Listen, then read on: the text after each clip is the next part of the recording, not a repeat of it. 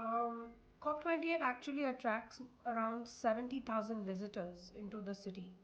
And see, one of the challenges that, or one of the criticisms about Dubai traditionally has been that everything is man-made, everything is artificial, it's an urban jungle, and there's no natural, it's a wasteland, and it's a desert, and so on and so forth. Uh, but the way Dubai has positioned itself in terms of being even able to host the COP28 summit, Dubai is very, very committed to sustainability. And even though we don't see it now, I feel like the future of real estate is moving towards sustainable architecture, is moving towards sustainable construction, eco-friendly projects, eco-friendly buildings, and Dubai is leading that. So, for example, if you see the Dubai municipality, it holds the record for being the largest 3D printed structure worldwide, with no additional assembly required on site. So Dubai has accomplished that for itself, even in its government structures. They aim to reduce their carbon footprint by 2030 in the construction sector by almost 50 to 60%. They want to reduce construction waste by about 50 to 70% and water waste by about 40 to 50%. These seem like just boring statistics, but in day-to-day life, these impact all of us. See, because when investors invest in eco-friendly properties, sometimes these come with an initial higher price tag, but in the long term, what it means is lower utility bills, decreased costs, decreased maintenance cost. Um, so in that way, it is more longer term sustaining than a property that is not eco-friendly, so to speak. And Dubai is largely moving into that now.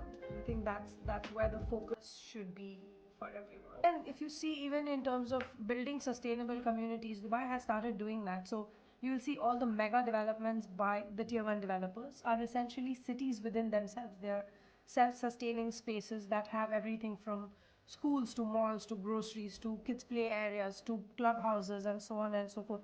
And in some cases even restaurants, bars, hotels and stuff like that, right?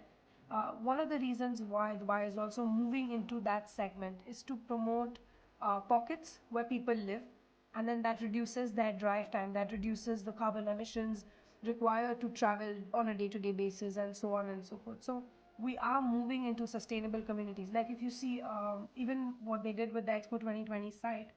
Now, I always say this, that if you see world over, whenever any city around the world hosts an expo or any big event for that matter, they build a lot of infrastructure for that event. But once the event is done, that location usually either gets demolished or it gets abandoned.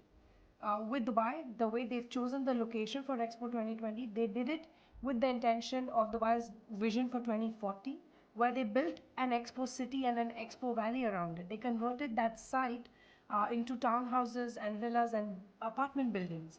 And again, the way the construction has happened over there, they've used kinetic concrete, which when you walk on it, it creates electricity. So there's basement parking for that entire complex. So the entire ground floor is free from cars. It promotes more walking, promotes electric scooters, electric vehicles, golf carts and buggies, and so on and so forth.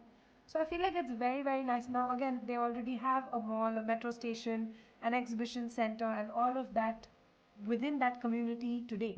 So by the time these apartment buildings, by the time these townhouses and villas get handed over, that area becomes a mature location. So infrastructure development and community development go hand in hand. And I feel like that's where Dubai is leading the way.